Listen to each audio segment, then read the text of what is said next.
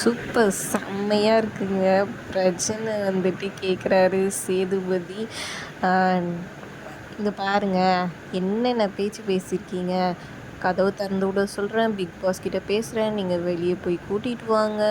நான் சேதுகிட்ட பேசுறேன், வீக்கெண்ட்ல வந்துட்டு என் பக்கம் திரும்பிச்சு கண்டமாயிடும். இப்படியெல்லாம் பேசுறதுக்கு நீங்க யார் சார்? அப்படின்ற மாரி சொல்லி கேட்குறாரு சேதுபதி. உடனே பிரஜன் வந்து, என்ன சார் நீங்க சண்டையும் போட சொல்றீங்க, சண்டை போட்டாலும் இப்படியும் கேட்குறீங்க, நான் என்னதான் பண்ணுறது அப்படின்ற மாதிரி ஒரு மாதிரி ஆட்டிடியூடோடு கேட்குறாரு. அதுக்கு வந்துட்டு ரொம்ப நேரம் போகும் பொழுது நம்ம உட்காந்துக்கிட்டு கேட்குறேன் அப்படின்னு சொல்லிட்டு சேர் எடுத்து வந்து போட்டு கால் மேலே காட்டு போட்டுட்டு பிரஜனை உட்காந்துருக்க மாதிரி ஃபீனாக உட்காந்துக்கிறாரு சேதுபதி.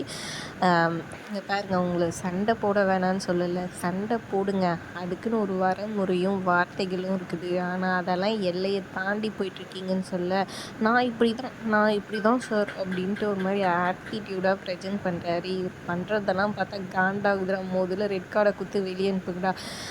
இதோட ஓஸ்டியே வந்துட்டு இவ்வளோ கன்றாவியாக வந்துட்டு ஒரு மாதிரி ட்ரீட் பண்ணுறாரு. ப்ரெசென்ட் பண்ணுறத பார்க்கும்போது இருக்கிற கொஞ்ச நஞ்ச நாள் ஃபேன்ஸ் கூட இல்லாமல் போயிடுவாங்கன்னு தான் தோணுது இந்த ப்ரெசனுக்கு. எதுக்கு ஏன் இந்த வேலை? திருத்த வேண்டிய பொண்டாட்டியும் சேர்ந்துக்கிட்டு நாட்டமாக ஆடிக்கிட்டு இருக்குது. என்னத்த சொல்ல போங்க அப்படின்ற மாதிரி தாங்க இருக்குது.